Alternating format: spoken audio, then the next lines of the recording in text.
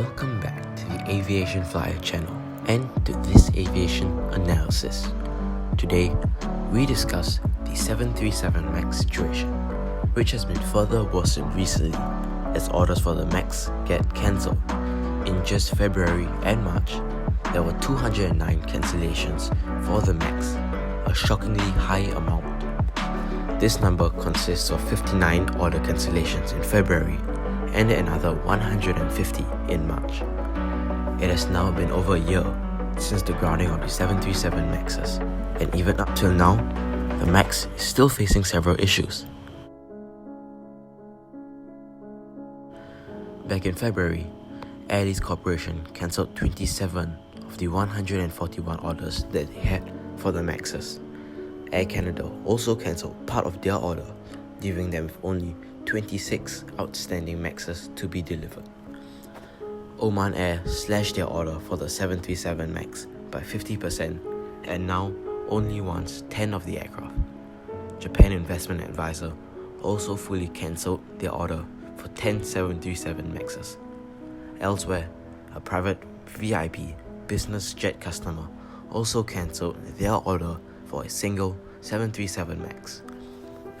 These 59 cancellations amount to $2.9 billion, which serves as a huge blow to Boeing, adding on to the troubles that Boeing are already facing.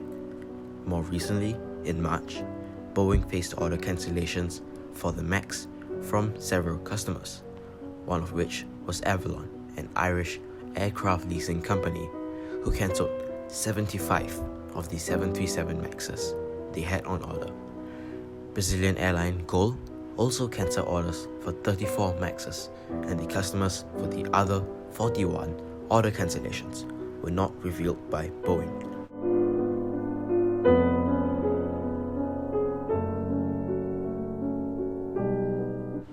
Last week, General Electric's aircraft leasing arm, GE Capital Aviation Services, cancelled an order for 69 of the MAXs, worth $6.9 billion in total. Just today, China Development Bank Financial Leasing has cancelled their order for 29 737 MAXs, and the remaining 737 MAX 10s on order will be deferred to the smaller MAX 8 variant. Now, let's discuss the main problems plaguing the 737 MAX. One of the main problems holding up the MAX's recertification would be the recently discovered problem on board the 737 MAX involving its hastily developed onboard computers. The MAX uses a pair of capable 16-bit flight computers with a long track record of being reliable. But since Boeing had so little time to develop the MAX, they shrank the development time in order to build a newer, higher performance version on the same classic 737 body.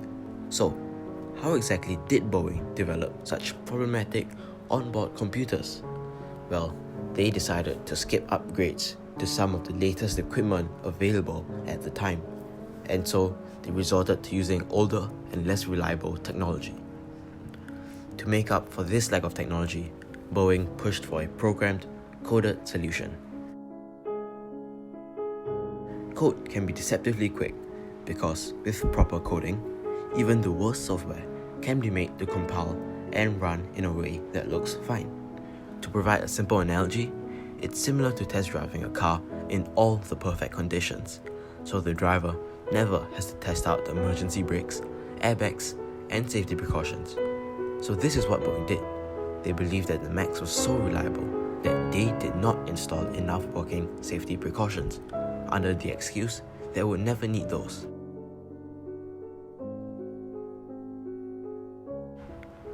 There's another major problem with trying to use even good software to fix problems with the way on an aircraft has been designed. Even the most carefully and thoughtfully executed code will just overwhelm a computer that doesn't meet the specifications. Simply put, the stable 16-bit computer that ran Boeing's 737 MAX flight software for decades had choked on an error-riddled add-on that forced it to exceed its capacity.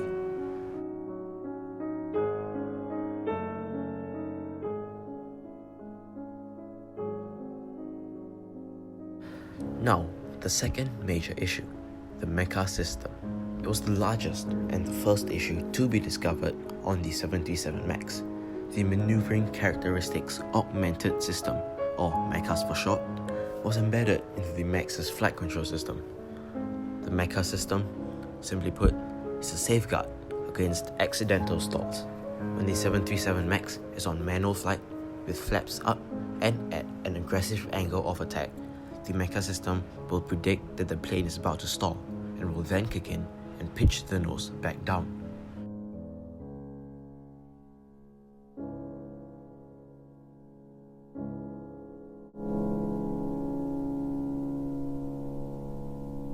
So, what exactly was the issue with the MCAS? Well, that would lie in the catastrophic design error of the MCAS. The MCAS system on the MAX was designed to activate only using data from one of the two angle of attack sensors located on the MAX. This caused the system to be especially susceptible to a single point failure. When this happens, the MCAS system will kick in and the plane will tip its nose downward and its tail upward.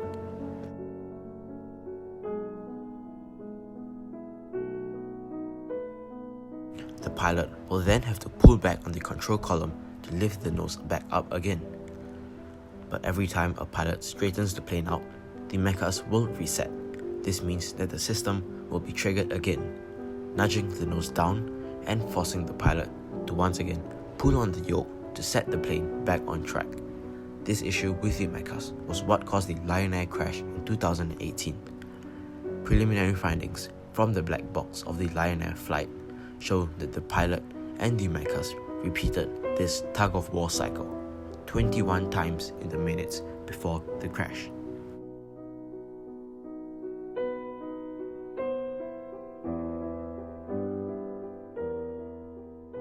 So, when is the 737 MAX returning to service? Well, back in 2019, Boeing had hoped that the 737 MAX would be able to return to service at the end of 2019. However, in December, Boeing were told by the Federal Aviation Administration, or FAA, that this timeline was simply unrealistic. In January, Boeing announced that they were targeting for the 737 MAX to return to the skies in mid-2020. But even now, the MAX is still yet to complete its first test flights to achieve approval by the FAA. These flights have also reportedly been pushed back by a month. Furthermore, Boeing is still trying to resolve the software issues on board the aircraft. However, with the current coronavirus situation around the world, Boeing has suspended operations in several production plants, and this may be yet another setback for Boeing. Boeing had already suspended production for the 737 MAX back in January at their Renton production plant as the number of undelivered stock jets began piling up, but planned to resume production for the aircraft in May. Recently, Boeing has also said that employees will be returning to their Renton production plant, an indication that Boeing perhaps still believes that the 737 MAX may be able to return to the skies in the summer of 2020. The resuming of production will support Boeing suppliers, who have already been badly affected as a result of the 737 MAX situation. And if the supply chain stops for a long period of time, smaller suppliers may even go out of business, causing huge problems for Boeing.